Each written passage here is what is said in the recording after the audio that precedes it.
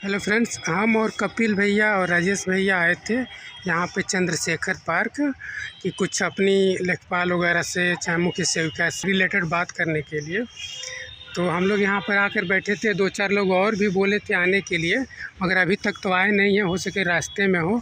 तो आइए हम कपिल भैया से बात करते हैं। बताइए कपिल भैया। सबसे पहले आज 3 दिसंबर है, विश्व दिव्यांग दिवस की सबको शुभकामनाएं। जैसा कि सरकार बार बार हम लोगों को उपलब्धियां गिनाने का काम करती है, लेकिन हकीकत में कुछ नहीं है। जबकि दिखावटी जो भी है, जैसे हम लोग दिव्यांग दर दर भटक रहे हैं लेखपाल भर्ती को लेके, अभी तक कोई सुनवाई नहीं हुई है। जैसे कि 2022 से वैकेंसी आई हुई है, लेकिन दिव्यांगों का कोई भी एक भी सुनवाई नहीं हुई है। तो यही कहूँगा कि सरकार बड़े बड़े दावे भले ही करती है, लेकिन फील्ड में जो दिव्यांगों के लिए है वो कुछ नहीं है। सिर्फ दिखावटी एक विकलांग का नाम दिव्यांग करके बहुत अच्छा सोच रही है, लेकिन नाम ही है केवल किया गया दिव्यांग, बाकी के काम कुछ नहीं है। मेरा नाम राजेश मौर्य, मैं डिस्ट्रिक्ट का रहने वाला हूँ। आज इलाहाबाद में चंद्रशेखर पार्क में बैठे हुए हैं। हमारे साथी आने वाले थे, हो सकता है ट्रैफिक की वजह से या किसी कारणवश उनको आने में विलम्ब हो रही है। तो हम लोग सोचे चलो हम लोग कुछ अपने लिए कहा जाए। देखा जाए तो आज 3 दिसंबर है। आज पूरे प्रदेश में जगह जगह चौराहे पर हर जगह टीवी, सोशल मीडिया, जहाँ भी आप देखेंगे तो दिखाया जाएगा कि दिव्यांगों के लिए ये किया जा रहा है, वो किया जा रहा है। लेकिन वास्तविकता ऐसा कुछ भी नहीं प्रतीत हो रहा है, क्योंकि 2022 में जब लेखपाल की वैकेंसी आई थी, उसमें दिव्यांगों के लिए सीटें आरक्षित थी और दिव्यांगों से पेपर कराया गया, डॉक्यूमेंट वेरिफिकेशन कराया गया, और जब ज्वाइनिंग की बारी आई तो उनको बाहर कर दिया गया। तो आप न्याय कहाँ कर रहे हैं? एक दिव्यांग को क्या चाहिए? दिव्यांग समाज का सबसे पिछड़ा या निचले स्तर पे है, और उसको समाज के मुख्य धारा में जोड़ने के लिए इसके लिए क्या क्या करना चाहिए सरकार को? उसकी शिक्षा पे, उसके रोजगार पे, उसकी नौकरी पे, या पेंशन हो गया, आवास हो गया, जो भी बुनियादी चीज़ें हैं उसको मिलनी चाहिए, लेकिन ऐसा नहीं मिल रहा है। लेखपाल वाले 2022 से अब तक धक्के खा रहे हैं, कहीं भी उनको न्याय नहीं मिल रहा है। चाहे लखनऊ जाके राजेश परिषद में जाते हैं, यूपी आयोग में जाते हैं, मुख्यमंत्री से भी मिलने की कोशिश करते हैं, उनकी समझिए कोई इज्जत नहीं है। इससे ज़्यादा इज्जत एक कुत्ते को मिलती है, उसको भी बैठा के अच्छे से खिलाया जाता है, पिलाया जाता है। हमको तो खाने को भी नहीं मिल रहा है।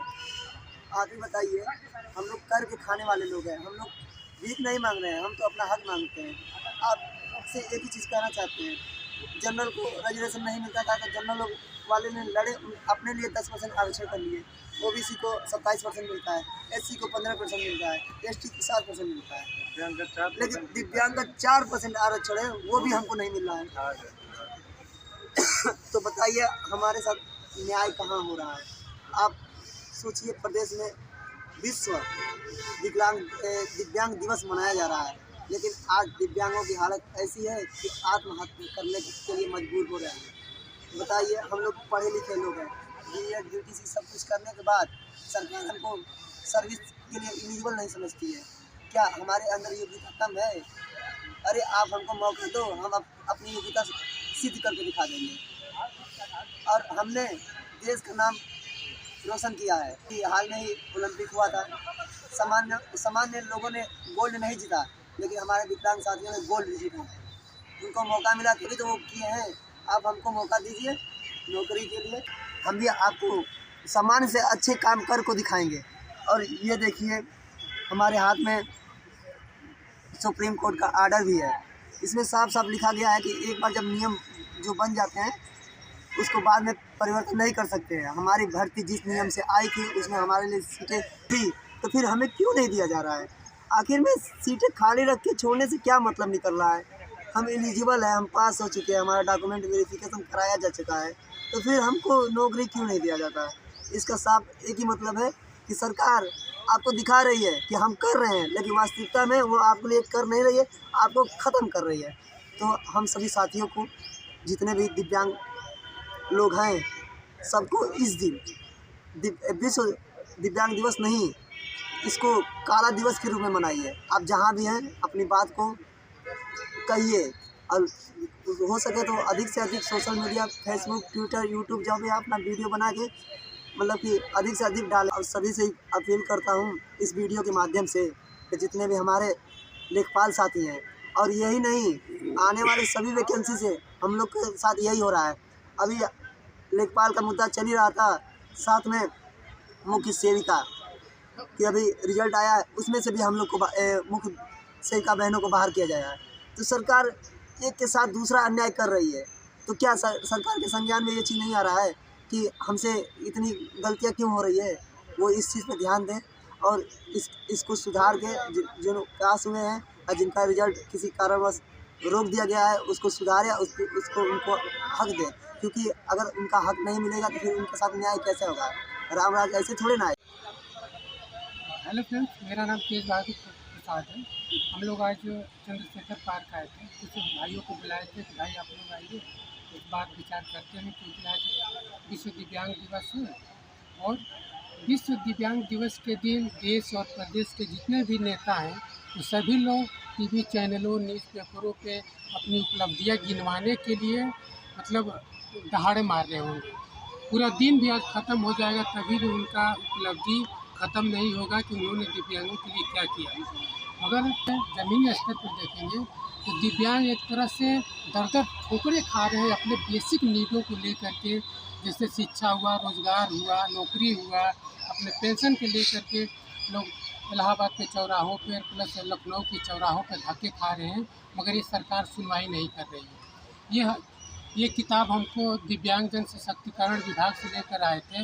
इसमें जितने भी चीज़ें दिव्यांगों के राइट्स के लिए बात की गई है, जितने भी अधिकार हैं उसके बारे में इसमें लिखा हुआ है, जो पर्सन विद डिसेबिलिटी एक्ट 2016 का है। अगर इसकी आधी भी चीज़ें, अगर जितनी किताबों में हमारे लिए कानून बने हैं, जितने नियम बने हैं, अगर उसका 50% भी लोग ज़मीनी स्तर पर उतार दें तो आज हम लोग को दर की ठोकरें नहीं खाना पड़ता। मगर सिर्फ एक सारे काम टीवी चैनलों पे हो रहे हैं, न्यूज़पेपर में हो रहे हैं। आज विश्व दिव्यांग दिवस के दिन हम लोग दर भटक रहे हैं। हम लोग पढ़े लिखे दिव्यांग हैं, क्या मतलब कि जो दिव्यांग पढ़ लिख नहीं पाए हैं वो चौराहों पे भीख मांग रहे हैं। क्या ये सरकार चाह रही है कि हम लोग भी भीख ही मांगे पढ़ लिख करके? अगर उसको नौकरी नहीं देना है, शुरुआती में ही हमारी एजुकेशन रोक दे तो फिर क्यों हम लोग को पढ़ाई लिखाई में छूट दे रही है, रिजर्वेशन दे रही है कि आप पढ़ लिख लो। पढ़ लिख करके क्या हम भीख मांगने के लिए पढ़ाई करें? अगर जिस दिव्यांग के पास फैसिलिटी नहीं मिल पा रहा, उपलब्धि नहीं हो पा रही है, वो देखिए तो चौराहों पे, बसों, ट्रेनों में हर जगह मिल जाएंगे भीख मांगते हुए। मगर ये सरकार भी यही तुली हुई है कि हम लोग भी पढ़ लिख करके भीख ही मांगें। ये हमारे पास इतने सारे सबूत हैं।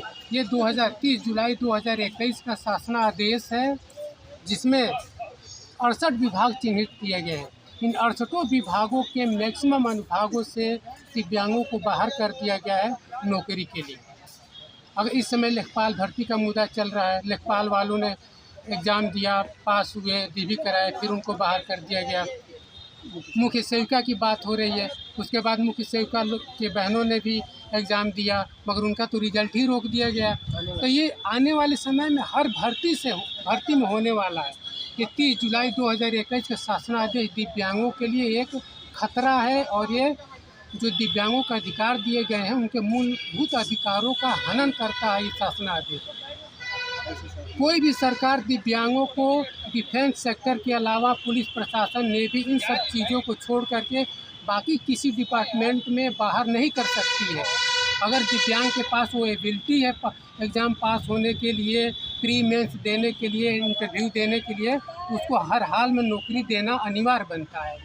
कि अगर किसी दिव्यांग कोई नौकरी करने के सक्षम नहीं है तो उसको मेडिकल इक्विपमेंट दे सरकार, ताकि वो अपना ड्यूटी कर सके। ये सरकारों की जिम्मेदारी होती है। ये दूसरा शासनादेश है दिव्यांगों को लेकर के, जो 30 सितंबर 2024 को जारी हुआ है। एक हमारे भाई अभिषेक राज गाजीपुर के थे, जो इन्हीं दिव्यांग न्यायालय और राजस्व परिषद का चक्कर काटते काटते डिप्रेशन में आ गए और उन्होंने सुसाइड कर लिया, मगर उनकी कैटेगरी शामिल उस समय नहीं किए। मगर जब आज वो हमारी बीच में नहीं है तो उनकी कैटेगरी आज शामिल हो गई है शासनादेश में। वो लेखपाल बनने के लायक हो गए। मगर क्या अब ऊपर से आ सकते हैं लेखपाल बनने के लिए? अगर ये काम उनके रहते हुए सरकार की होती, आज अभिषेक भाई हमारे बीच में होते, आज हमारे साथ होते। मगर सरकार कहीं इन सब चीज़ों पर ध्यान नहीं दे रही है। इतने सिर्फ कागजी काम हो रहे हैं। ये सुप्रीम कोर्ट के 5-6 आर्डर हैं हमारे पास, जिसमें सुप्रीम कोर्ट ने सख्त दिव्यांग जो मुख्य CGI थे DY चंद्रचूड़, उन्होंने हर सरकार के मुंह पे तमाचा मारा है इन आर्डर को जारी करके। पहले 3 हम आर्डर लेकर के आए थे। उसमें पहला आर्डर था कि अगर दिव्यांगों के लिए कोई रूल बना है तो वही रूल हर दिव्यांग पे आप अप्लाई नहीं कर सकते।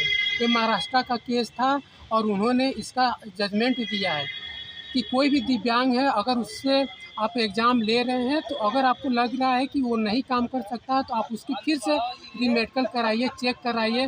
अब सिर्फ कागजी कामों से आप ये नहीं रोक सकते कि आप काम करने के लायक नहीं हैं। फिर एक दूसरा जजमेंट आया है कि डिसेबिलिटी, जो पर्सन विद डिसेबिलिटी है, हमारी जो एक्सेसिबिलिटी है वो हमारी फंडामेंटल राइट्स बना गई है। इसका मतलब ये हुआ कि अगर पहले था कि विशेषाधिकार था, मगर जब फंडामेंटल राइट्स बन जाता है तो इन सरकारों को जवाब देनी पड़ती है। अगर बसों, ट्रेनों में, चौराहों पे, स्कूल कॉलेजों में अगर दिव्यांग के हिसाब से हमारा इंफ्रास्ट्रक्चर, जो हम बात कर रहे थे कि बसों, ट्रेनों में और स्कूल कॉलेजों में जो हमारी एक्सेसिबिलिटी है, जो हमारे हिसाब से इंफ्रास्ट्रक्चर नहीं बनाए जा रहे हैं, तो अगर अब इसके लिए सुप्रीम कोर्ट ने आदेश दिया है कि अगर इस समय हम लोग केस कर देते हैं, कोई भी दिव्यांग अगर केस करता है तो उसके लिए अब सरकारों को और जिम्मेदार अथॉरिटी को जा कर के न्यायपालिका को जवाब देना पड़ेगा। तो इसीलिए हम लोग अपने सभी दिव्यांग साथियों से और दिव्यांग बहनों से अनुरोध करेंगे कि जहाँ भी रहिए आप अपने लिए अधिकार के लिए बात करते रहिए।